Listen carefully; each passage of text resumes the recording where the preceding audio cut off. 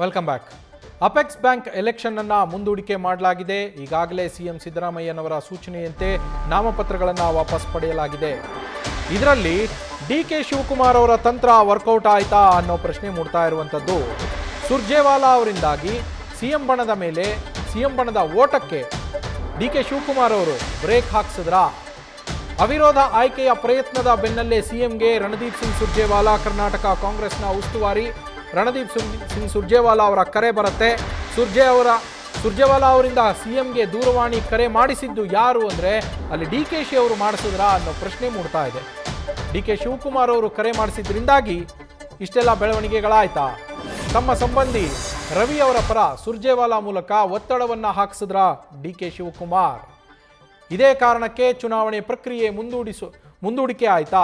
ಈ ಮೂಲಕ ಚುನಾವಣೆ ಪ್ರಕ್ರಿಯೆಯನ್ನು ಮುಂದೂಡಿಸುವಲ್ಲಿ DK ಶಿವಕುಮಾರ್ ಯಶಸ್ವಿಯಾದ್ರ ಅನ್ನೋ ಪ್ರಶ್ನೆ ಈಗ ಮೂಡ್ತಾ ಇರುವಂಥದ್ದು.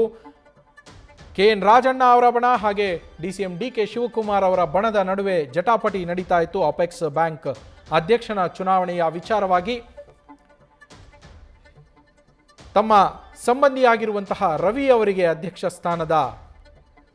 ಸ್ಥಾನವನ್ನು ಕೊಡಿಸುವ ನಿಟ್ಟಿನಲ್ಲಿ DK ಶಿವಕುಮಾರ್ ಅವರು ಪ್ರಯತ್ನವನ್ನು ಮಾಡ್ತಾ ಇದ್ದರೆ, ಮತ್ತೊಂದು ಕಡೆ KN ರಾಜಣ್ಣ ಅವರ ಬಣ ತಮ್ಮ ಬಣಕ್ಕೆ ಅಧ್ಯಕ್ಷ ಸ್ಥಾನ ಸಿಗಬೇಕು ಅಂತೇಳಿ ಪ್ರಯತ್ನವನ್ನು ಮುಂದುವರಿಸಿತ್ತು.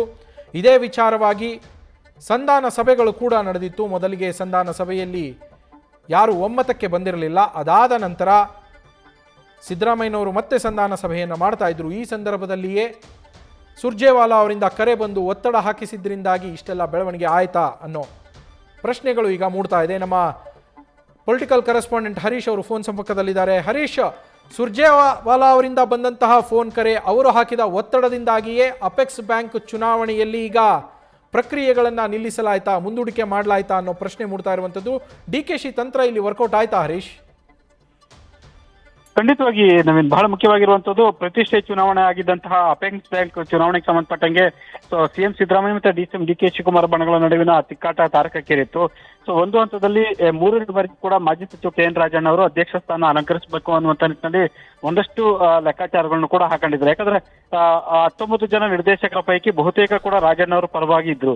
ಆದ್ರೆ ಎಲ್ಲೊಂದ್ ಕಡೆ DCM DK ಶಿವಕುಮಾರ್ ಅವರ ಸಂಬಂಧಿಯೂ ಆಗಿರುವಂತಹ ಪರಿಷತ್ ಸದಸ್ಯ ರವಿ ಅವ್ರನ್ನ ಗೆಲ್ಸ್ಕೊಳ್ಬೇಕು ಅನ್ನುವಂತ ಲೆಕ್ಕಾಚಾರದಲ್ಲಿದ್ದಂತ DK ಶಿವಕುಮಾರ್ ಅವರು ಸಹಜವಾಗಿ ಕೂಡ ನಿರ್ದೇಶಕರು ರಾಜಣ್ಣ ಪರವಾಗಿದ್ದಂತ ಕಾರಣಕ್ಕಾಗಿ ಅಲ್ಲಿ ವರ್ಕೌಟ್ ಆಗೋದಿಲ್ಲ ಅನ್ನುವಂತ ಗೊತ್ತಾಗ್ತಿದ್ದಂಗೆ ಕೂಡ ನೇರವಾಗಿ ಸುರ್ಜೇವಾಲಾ ಅವರ ಮೂಲಕ ಸಿಎಂ ಸಿದ್ದರಾಮಯ್ಯ ಅವರಿಗೆ ದೂರವಾಣಿ ಕರೆಯನ್ನ ಕೂಡ ಮಾಡ್ತಿದ್ದಾರೆ ಅಂತ ಹೇಳಲಾಗ್ತಿದೆ. ನಿನ್ನೆ ಈ ಒಂದು ವಿಚಾರಕ್ಕೆ ಸಂಬಂಧಪಟ್ಟಂಗೆ ಸುರ್ಜೇವಾಲಾ ಅವರು ಸಿಎಂ ಸಿದ್ದರಾಮಯ್ಯ ಅವರಿಗೆ ದೂರವಾಣಿ ಕರೆ ಮಾಡಿ ರಾಜಣ್ಣ ಅವರ ವಿಚಾರದಲ್ಲಿ ಕೂಡ ಆಕ್ಷೇಪವನ್ನು ವ್ಯಕ್ತಪಡಿಸಿದ್ರು ಅನ್ನುವಂಥದ್ದು ಕೂಡ ಗೊತ್ತಾಗ್ತಾ ಇದೆ. ಸೊ ಹಾಗಾಗಿ ನಾಮಪತ್ರ ಸಲ್ಲಿಸಿದಂತಹ ಹಲವರು ಕೂಡ ಈಗ ನಾಮಪತ್ರವನ್ನು ಕೊನೆ ಕ್ಷಣದಲ್ಲಿ ವಾಪಸ್ ತಗೊಂಡಿದ್ದಾರೆ. ಸೊ ಈ ಹಿನ್ನೆಲೆಯಲ್ಲಿ ಕೂಡ ಚುನಾವಣೆಯನ್ನ ಮುಂದೂಡಿಕೆ ಮಾಡಲಾಗಿದೆ. ಮತ್ತೆ ಆಡಳಿತಾಧಿಕಾರಿ ಕೂಡ ಈಗ ಸರ್ಕಾರ ನೇಮಿಸುವಂತ ಸಾಧ್ಯತೆ ದಟ್ಟವಾಗಿರುವಂತದ್ದು.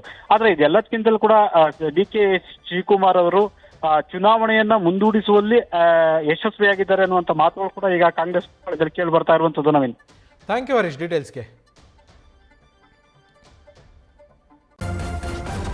ನ್ಯೂಸ್ ಫಸ್ಟ್ ನಿರ್ಭೀತಿಯಿಂದ ನಿಮ್ಮ ಪರವಾಗಿ.